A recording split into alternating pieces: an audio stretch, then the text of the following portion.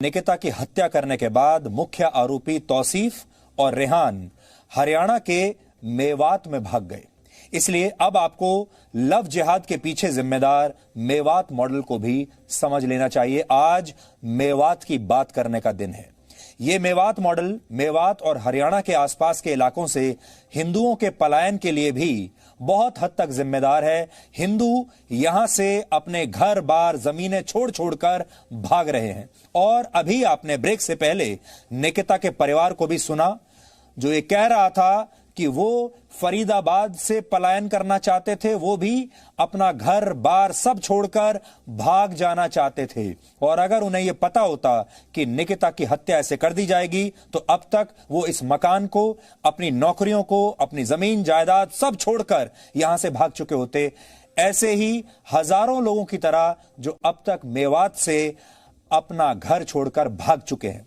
क्यों भाग रहे हैं लोग वहां से? देश की संसद से मेवात की दूरी 100 किलोमीटर से भी कम है।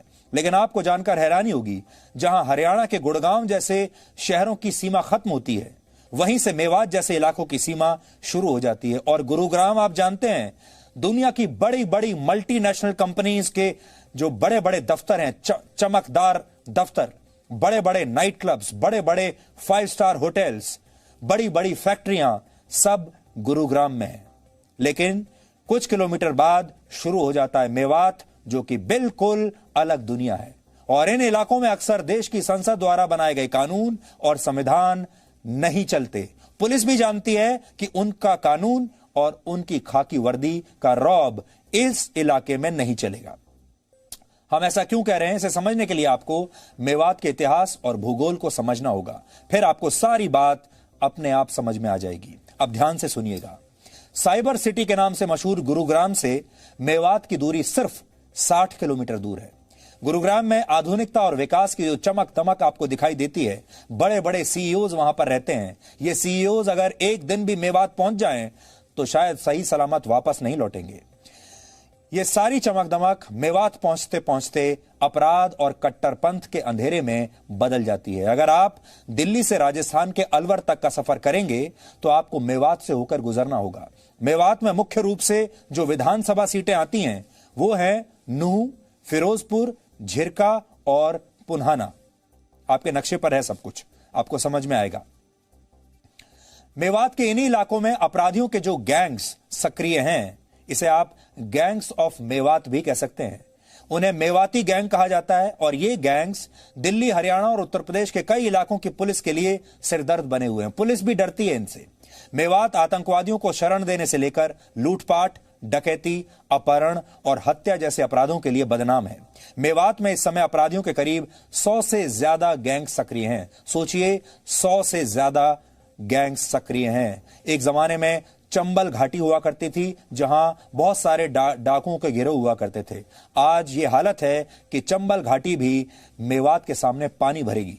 और मेवात में कई इलाके ऐसे हैं जहां पुलिस भी जाने से डरती है। मेवात की आबादी की बात की जाए तो यहां 80% मुसलमान रहते हैं, जबकि 20% आबादी हिंदुओं की है। मेवात के अपराधियों के ये गैंग्स कभी जानवरों की तस्करी के लिए कुख्यात हुआ करते थे, तब जानवरों की तस्करी करते थे। लेकिन अब ये इलाका गाड़ियों की चोरी, हथियारों की तस्करी और बलात्कारियों को शरण देने के लिए बदनाम है। नीति आयोग की एक रिपोर्ट के मुताबिक मेवात भारत के सबसे पिछड़े जिलों में से एक है, जबकि इसकी दूरी दिल्ली से 100 किलोमीटर से भी कम है। वर्ष 2011 की जनगणना के मुताबिक मेवात की जनसंख्या 10 लाख है, जिनमें से सिर्फ 56% लोग ही पढ़ना लिखना जानते हैं। सिर्फ आधे लोग पढ़े लिखे हैं। साक्षरता दर के मामले में पूरे हरियाणा में मेवात की स्थिति सबसे बुरी है। वर्ष 2016 तक गुड़गांव की जेल में 2100 अपराधी बंद थे, 2100 अपराधी, और इनमें से 500 अपराधी सिर्फ मेवात के थे। यानी गुरुग्राम की जेल में बंद कुल कैदियों में मेवात के अपराधियों की संख्या 24% थी। वर्ष 2016 तक फरीदाबाद की जिला जेल में भी जितने कैदी बंद थे, उसमें से 25% मेवात से आते थे। 80% मुस्लिम आबादी वाले मेवात की सीमाएं राजस्थान और उत्तर प्रदेश से मिलती हैं। मेवात को ही तबलीगी जमात की विचारधारा का जन्म स्थान माना जाता है। 8वीं, 11वीं और 12वीं शताब्दी में इस पूरे इलाके पर इस्लाम का जबरदस्त प्रभाव पड़ा और इसी दौरान बड़ी संख्या में यहां हिंदुओं का धर्म परिवर्तन कराकर उन्हें मुसलमान बना दिया गया। मेवात में जो राजपूत मुसलमान बन गए थे उन्हें मेव भी कहा जाता है। मेवात इलाके में धर्म परिवर्तन का जो सिलसिला 8वीं शताब्दी में शुरू हुआ और लंबे समय तक जारी रहा, उसका नतीजा यह हुआ कि मेवात भारत के उन जिलों में शामिल हो गया जहां की बहुसंख्यक आबादी मुस्लिम है। मुस्लिम यहां बहुसंख्यक है।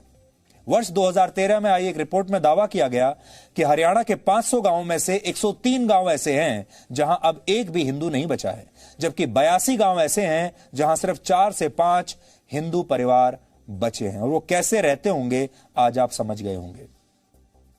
यह रिपोर्ट 7 वर्ष पुरानी है, इसलिए हम ये नहीं कह सकते कि आज मेवात में क्या स्थिति है, लेकिन मेवात में हालात बेहतर हुए हों इसकी संभावना बहुत कम लगती है।